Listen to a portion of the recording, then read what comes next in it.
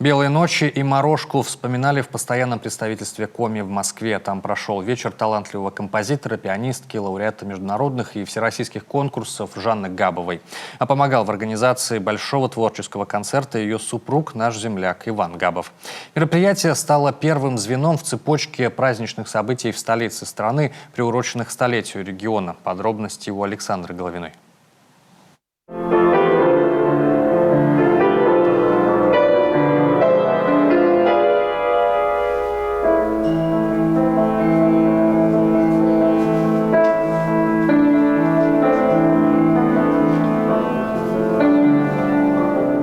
Жанна Габова и ее друзья. Название творческого вечера хорошо отражает и его суть. Сегодня здесь самые близкие, самые искренние, самые талантливые. Как, например, Маша Черенкова, представительница детской музыкальной школы имени Федора Шаляпина.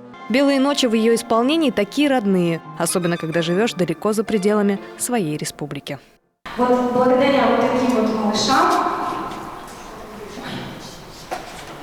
выдержи, чтобы не расплакаться, композиторы живут столетиями. Здесь давно не звучала музыка, не было и столько гостей. Творческий вечер – первое в этом году культурное мероприятие для московского постпредства. Год для Коми юбилейный, впереди крупные мероприятия не только в республике, но и в Москве. Это проекты с Национальным музеем, галереей Коми, постоянными представительствами других регионов, землячество, презентации книг, фестивали, выставки. Этот год у нас праздничный, очень знаковый для республики. Мы празднуем столетие. И у нас предполагается довольно обширная праздничная программа не только на территории республики, но и на территории федерального центра, столицы нашей Родины, Москве. Нам всем сегодня повезло. Почему? Потому что сегодня перед вами выступили, и продолжение концерта будет, и выступят не просто музыканты, а музыканты с большой буквы.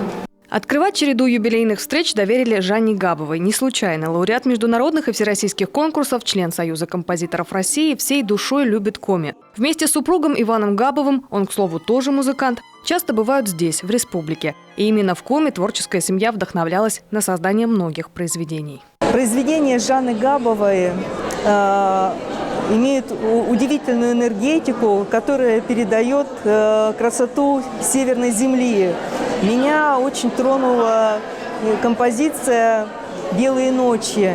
Прекрасная лирическая мелодия, которая трогает струны души и вызывает прекрасные чувства и эмоции. Все то, что сегодня исполнялось, оно было наполнено мотивами республики Коми. Это и северные ветра, это и морозные ночи, это белые ночи, теплые морошковые ночи.